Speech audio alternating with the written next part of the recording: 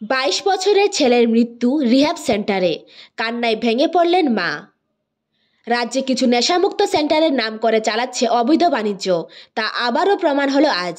বিনা চিকিৎসায় মৃত্যু হলো 22 বছরের এক যুবক, নাম তাপস রঞ্জন পাল। ঘটনা মধ্য ডুকলি স্থিত সানরাইজ ফাউন্ডেশনে। আমার তাপস রঞ্জন পাল আমার শালা হয়।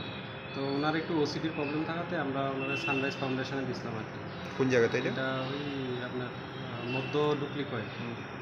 তো এখন আমরা তো সবসময় যেটা মান্থলি পেমেন্ট এবং আদার্স যা মেডিসিন প্রায় সময় ওনার ডাক্তার দেখাই, তো আমরা মেডিসিনের কষ্ট এগুলো সব করেই দিছি। আর ওই আজকে সকালবেলা অ্যারাউন্ড 7টার সময় দিদির কাছে ফোন আইছে যে হ্যাঁ অসুস্থ, আমরা হসপিটাল নিয়ে যেতেছি, আপনার আগে। কে ফোন করছে? এটা সানরাইজ ফাউন্ডেশন থেকে ফোন করছে, আর একটা কন্ট্যাক্ট নাম্বার দিছে। তো আমি কন্ট্যাক্ট নাম্বারে ফোন করছি। আমি তখন মোটর স্ট্যান্ড পর্যন্ত আগে করছিলাম। তো আমারে ফোন করছি বলে কয় না, আমরা অলরেডি ইমার্জেন্সি। তো ইমার্জেন্সিতে আইসি পরে ডাক্তারবাবু এখানে টেস্ট করতে আসলো। তো টেস্ট করে সে দেখে যে হ্যাঁ ব্লাড সুগার 40।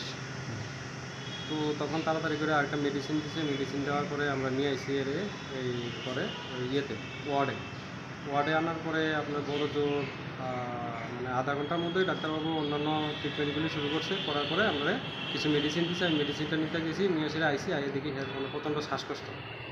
তো এরপর জিজ্ঞাসা করলাম যে কী হয়েছে। তখন বলতেছে না, পেশেন্টের কন্ডিশন খারাপ, আপনার দুইটা জায়গাতে সই করেন।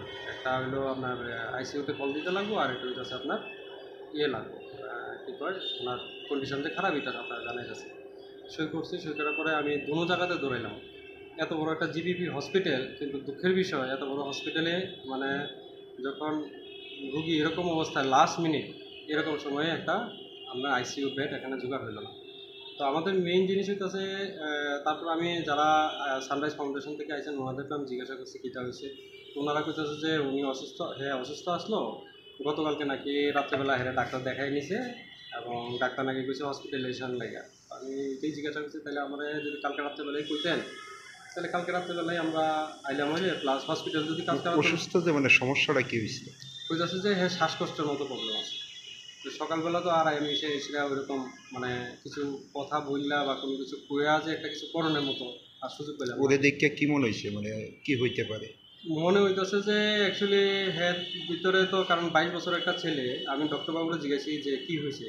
ডক্টর প্রথম কইতেছে একটু নিউমোনিয়ার ইস্যু আছে, মনে হইতেছে নিউমোনিয়াটা থেকে হয়তো কোনো ইনফেকশন স্প্রেড হয়েছে। তো নিউমোনিয়া একটা হইলে তো একটা ইনফেকশন হইয়া স্প্রেড হইয়া কিছু না কিছু সিমটম ডিজিজ থাকবে, বা এটা ডেভেলপ হলে তো ইমিডিয়েটলি ডাক্তারের কাছে দেখানো উচিত ছিল।